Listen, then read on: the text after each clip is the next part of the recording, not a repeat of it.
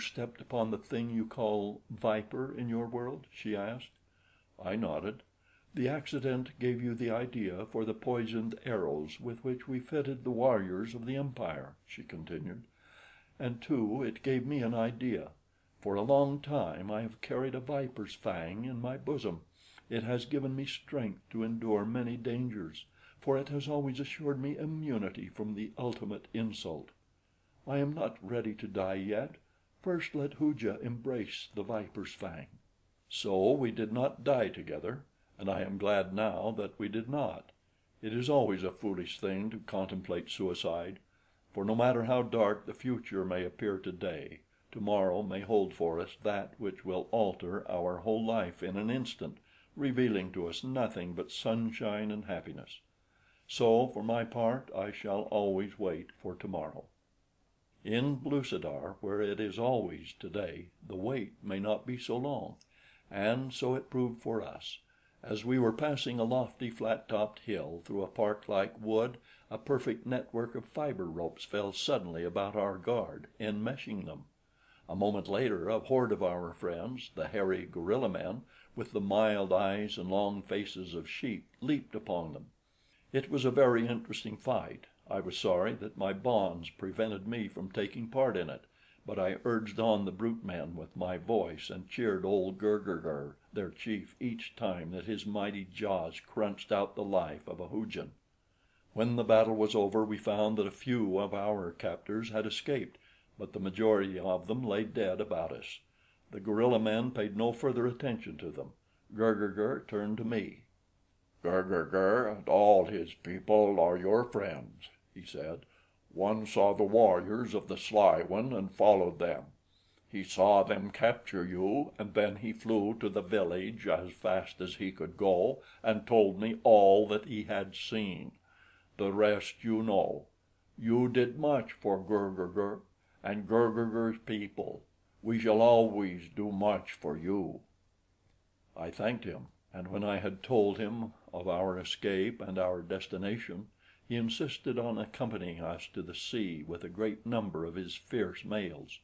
Nor were we at all loath to accept his escort. We found the canoe where I had hidden it, and bidding Gurgurgur and his warriors farewell, the three of us embarked for the mainland. I questioned Juag upon the feasibility of attempting to cross to the mouth of the great river of which he had told me, and up which he said we might paddle almost to Sari; but he urged me not to attempt it, since we had but a single paddle and no water or food. I had to admit the wisdom of his advice, but the desire to explore this great waterway was strong upon me, arousing in me at last a determination to make the attempt after first gaining the mainland and rectifying our deficiencies. We landed several miles north of Thuria, in a little cove that seemed to offer protection from the heavier seas which sometimes run even upon these usually Pacific oceans of Pellucidar. Here I outlined to Diane and Juag the plans I had in mind. They were to fit the canoe with a small sail, the purposes of which I had to explain to them both, since neither had ever seen or heard of such a contrivance before. Then they were to hunt for food which we could transport with us, and prepare a receptacle for water. These two latter items were more in Juag's line, but he kept muttering about the sail and the wind for a long time. I could see that he was not even half convinced that any such ridiculous contraption could make a canoe move through the water. We hunted near the coast for a while, but were not rewarded with any particular luck. Finally we decided to hide the canoe and strike inland in search of game. At Juag's suggestion, we dug a hole in the sand at the upper edge of the beach and buried the craft, smoothing the surface over nicely and throwing aside the excess material we had excavated. Then we set out away from the sea. Traveling in Thuria is less arduous than under the midday sun which perpetually glares down on the rest of Pellucidar's surface, but it has its drawbacks, one of which is the depressing influence exerted by the everlasting shade of the land of awful shadow. The farther inland we went, the darker it became, until we were moving at last through an endless twilight. The vegetation here was sparse and of a weird, colorless nature, though what did grow was wondrous in shape and form. Often we saw huge lidi, or beasts of burden, striding across the dim landscape, browsing upon the grotesque vegetation, or drinking from the slow and sullen rivers that run down from the lidi plains to empty into the sea in Thuria. What we sought was either a thag, a sort of gigantic elk, or one of the larger species of antelope, the flesh of either of which dries nicely in the sun. The bladder of the thag would make a fine water bottle, and its skin, I figured, would be a good sail. We traveled a considerable distance inland, entirely crossing the land of awful shadow, and emerging at last upon that portion of the lidi plains which lies in the pleasant sunlight. Above us the pendant world revolved upon its axis, filling me especially, and Diane to an almost equal state, with wonder and insatiable curiosity as to what strange forms of life existed among the hills and valleys and along the seas and rivers which we could plainly see. Before us stretched the horizonless expanses of vast Pellucidar, the lidi plains rolling up about us, while hanging high in the heavens to the northwest of us I thought I discerned the many towers which marked the entrances to the distant Mahar city, whose inhabitants preyed upon the Thurians. Juog suggested that we travel to the northeast, where he said upon the verge of the plain we would find a wooded country in which game should be plentiful. Acting upon his advice, we came at last to a forest jungle through which wound innumerable game paths. In the depths of this forbidding wood we came upon the fresh spoor of thag. Shortly after, by careful stalking, we came within javelin range of a small herd. Selecting a great bull, Juog and I hurled our weapons simultaneously, Diane reserving hers for an emergency. The beast staggered to his feet, bellowing. The rest of the herd was up and away in an instant, only the wounded bull remaining with lowered head and roving eyes searching for the foe. Then Juog exposed himself to the view of the bull.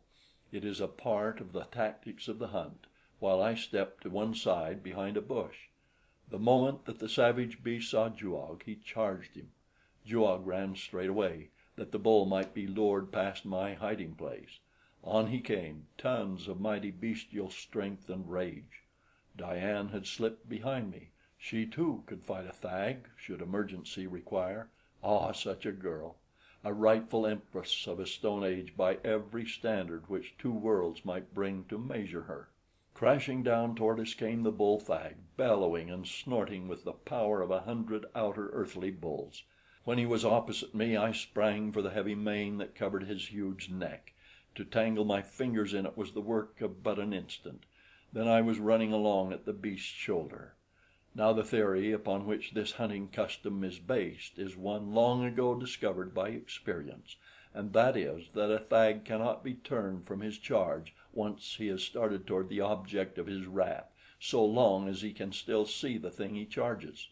He evidently believes that the man clinging to his mane is attempting to restrain him from overtaking his prey, and so he pays no attention to this enemy, who, of course, does not retard the mighty charge in the least. Once in the gait of the plunging bull, it was but a slight matter to vault to his back, as cavalrymen mount their chargers upon the run. Juog was still running in plain sight ahead of the bull.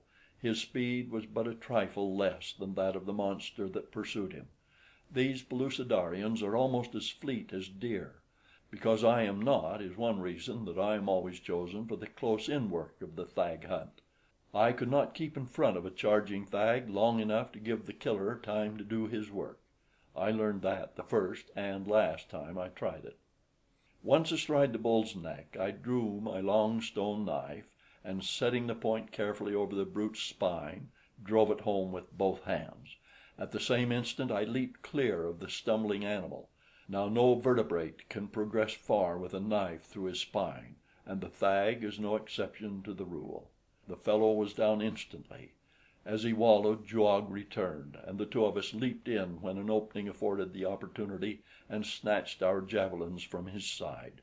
Then we danced about him, more like two savages than anything else, until we got the opening we were looking for, when simultaneously our javelins pierced his wild heart, stilling it forever.